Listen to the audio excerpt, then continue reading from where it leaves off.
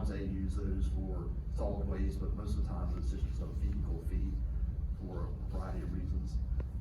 But there are some counties that definitely have decals. It's kind of interesting, you know, there's kind of all over the place in terms of the model. I mean, some of them charge a fee, some of them don't charge a fee. We can't ignore history here. In 2008, there was a fee with the decal system, but then whenever the decals were removed, at that point in time, the personal property tax rate was adjusted in order to, in theory, absorb that revenue.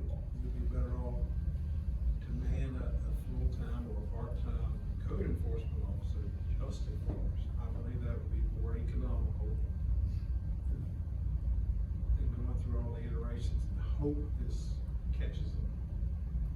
I like that. I still spot checked, I've only spot checked 4 or 5 vehicles, and 3 of the 5 vehicles that I spot checked were not Bedford tenants.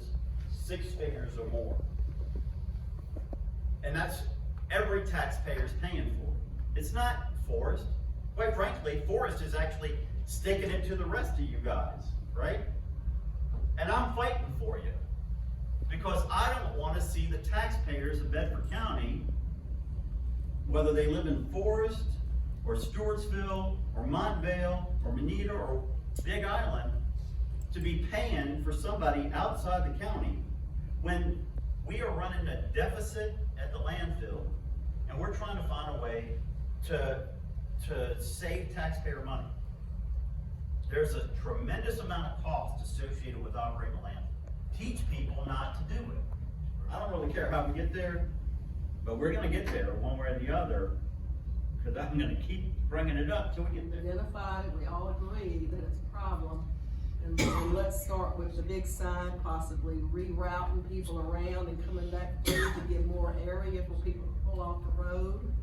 And the sign and the enforcement, code enforcement part-time person, I bet we'll make a huge difference. And then we can always come back to this, you know, several months from now and see where we are. Spot checking it, you're really not getting it. You're not catching it. If they have a sticker,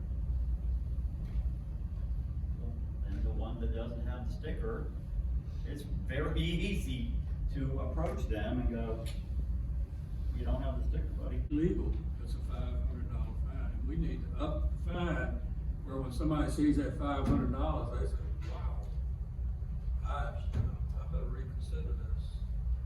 You know, $25, $35 not gonna Oh, I see on TV all the time, it takes nothing to tip somebody over the edge. Telling somebody, no, I'm sorry, you don't have your sticker and you can't dump here. Oh my goodness, I am not gonna put our site attendants in that position they're not trained to be law enforcement officers. They don't have bulletproof vests. We cannot do that as a county. We need to get someone, a part-time person to do that, sworn in, whatever, to do code enforcement. They can issue tickets on site.